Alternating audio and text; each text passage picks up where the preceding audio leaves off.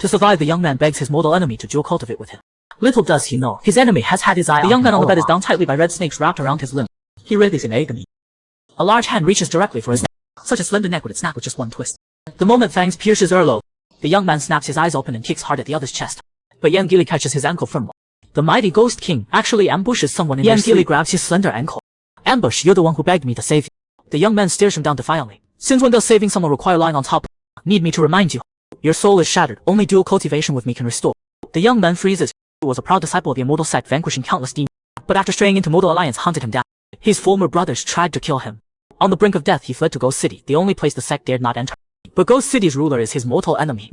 Yan Gili versus why did your childhood sweetheart senior brother come save you? I'll give you two choices. One, I hand you over to the immortal alliance. Two, you crawl in here on your knees and beg me. The young man jerks his head up in disbelief. Begging should show some sincerity. Or are you waiting for your senior brother to rescue you? You should know I have no patience. Humiliation drowns the young man like a tide. He grits his teeth hard. With that, 2 streams of tears roll down, having to kneel before his enemy just to live. It's utterly humiliating. As he moves, spider lilies bloom instantly around him.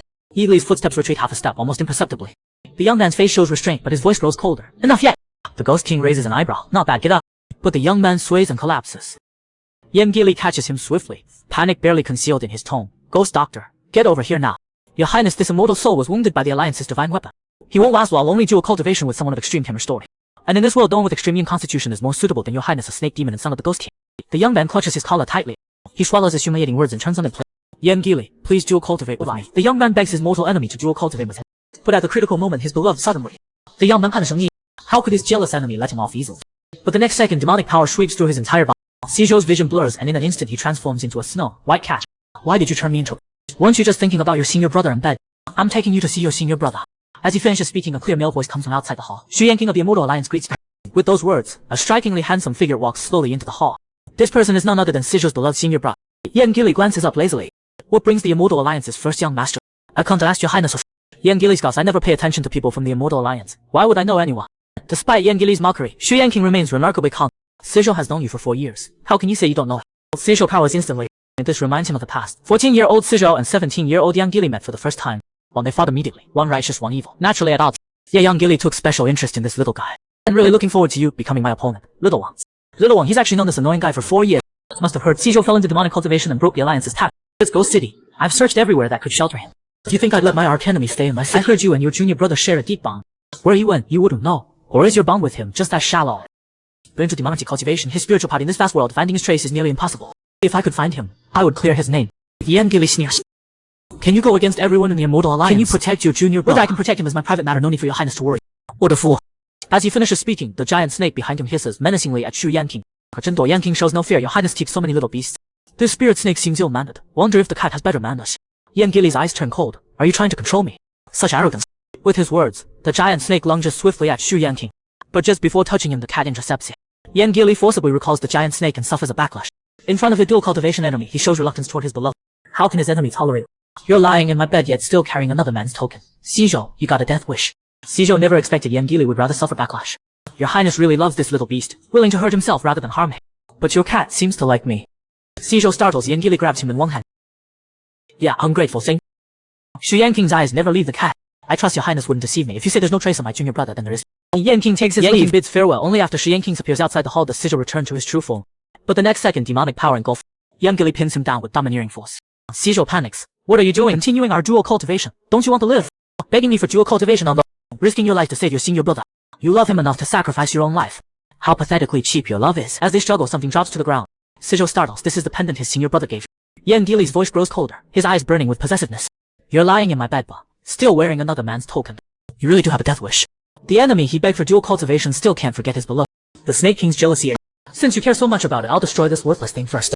So you can never use objects to think of. In desperation, the young man slaps him across the face. The sharp sound echoes through the hall. The coldness in Yan Gili's eyes intensifies instantly. A cold smirk forms on his lips. Don't forget, your pathetic life is in my hands. Whether I save you or not is up to me. If you don't want to live, I'll grant your wish. Seijo quickly grabs him, eyes full of humiliation. I'm sorry. Yan Gili's heart tightens. His hand unconsciously reaches to wipe away the tears from the young man's eye. Coming back to his senses, he's confused by his own action. He suppresses the strange feeling in his heart, his tone mock. Just a sorry. You just slapped me in the face. You know no one in this world dares treat me this way. What must I do for you to forgive me? The young man's nails dig deep into his palms. He still needs Yan Gili to restore his soul. He can't completely offend him now. Yan Gili's smile widens. Make me forget what just happened. The young man grits his teeth, completely resigned to his fate. But Yang Gili suddenly stops his hand with a scoff. Is this enough? You really underestimate me. The humiliation and unwillingness in the young man's eyes sting. You look like this, it's such a turn-off. As he finishes speaking, he bites his own lip. This blood is enough to temporarily stabilize your soul. The young man fears he'll change his mind, his voice urgent. Give me more time. I'll think it through. Yang Gili's voice suddenly turns cold. You should think it through. After all, your beloved is about to get engaged to someone else. The young man jerks his head up, eyes full of disbelief. What did you say? What? He didn't tell you say? The engagement ceremony is in a few days at the Pure Discussion Assembly. You'd better come to terms with it soon.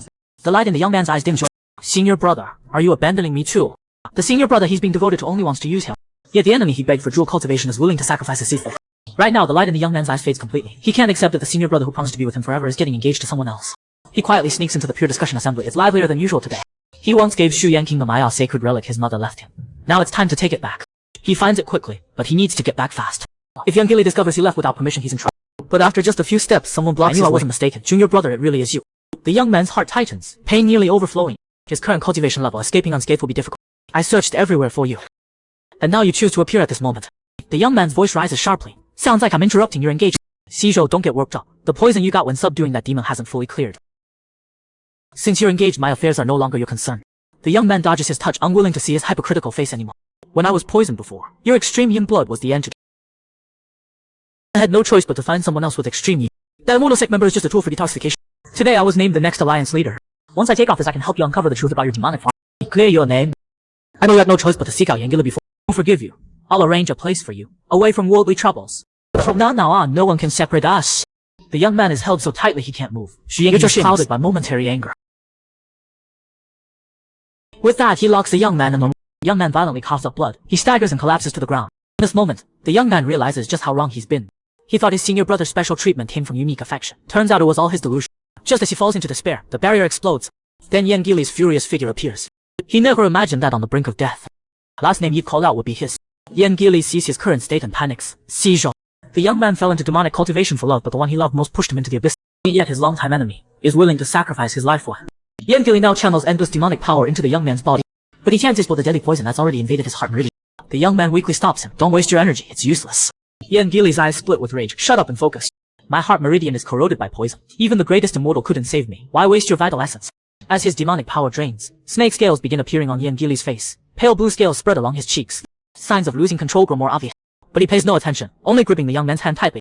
His tone carries a ruthless determination. And barely concealed panic. Don't think I'll let you off just because of this. I haven't settled the score for you leaving without permission. You can't just... The young man smiles bitterly. What the... With that, his hand falls limp.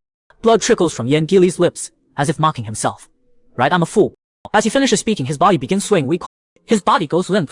In his arms, he holds the young man tightly. To survive, the young man begged his mortal enemy to dual cultivate with him. Yet that enemy he couldn't stand is willing to die to save him. When Shizhou wakes again, he finds himself in an ice coffin. What shocks him more is that the poison in his body has been completely cleared.